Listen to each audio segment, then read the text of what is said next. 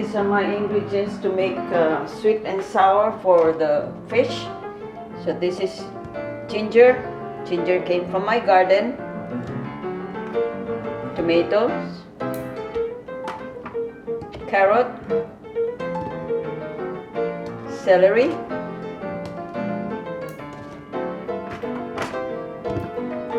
Bell pepper and garlic.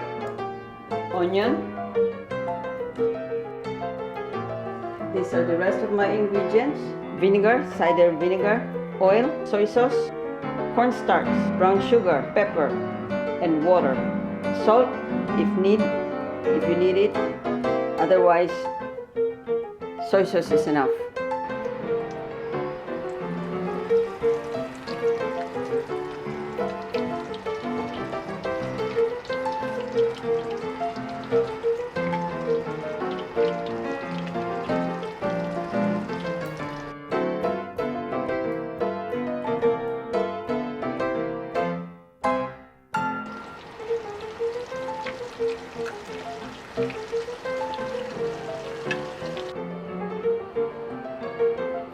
Cooking oil.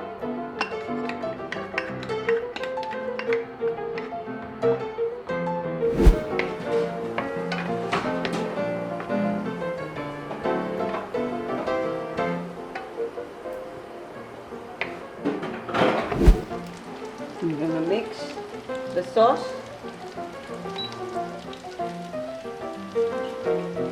Soy sauce, vinegar,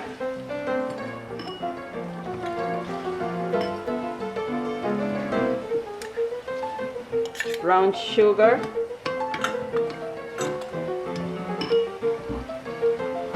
pepper.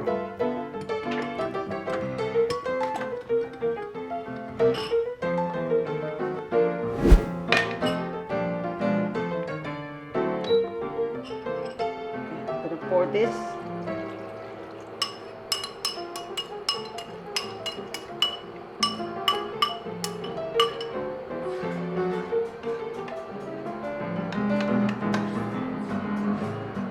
the sweetness is not enough, so I'm gonna add another tablespoon of sugar.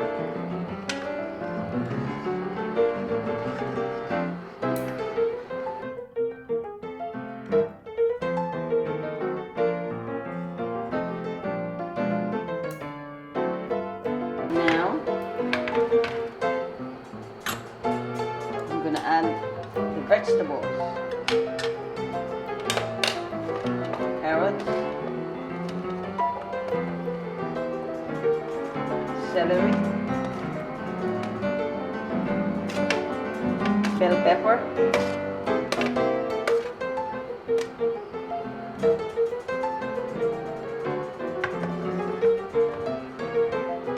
I'm gonna add the tomato later. Now when you add the vegetables, sometimes you know the salt is not enough, so still good.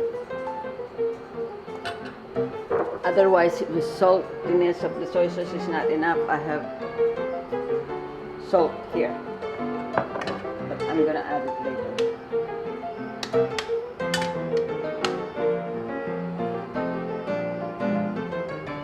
This is good. We don't need to cook it, to overcook it. And this is the tomatoes.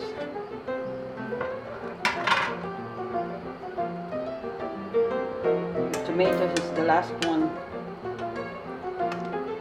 because you don't want ready to cook the tomatoes.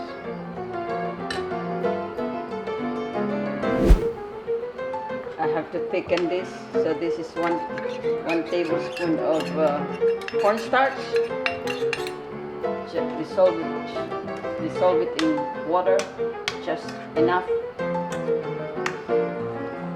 This is to thicken the sauce.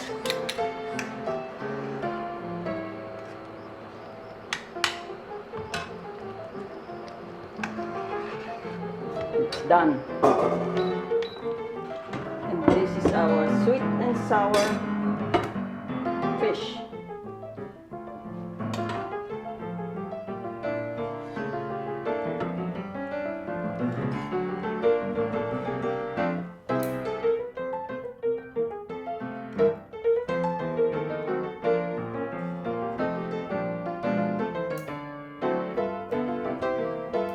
Bye.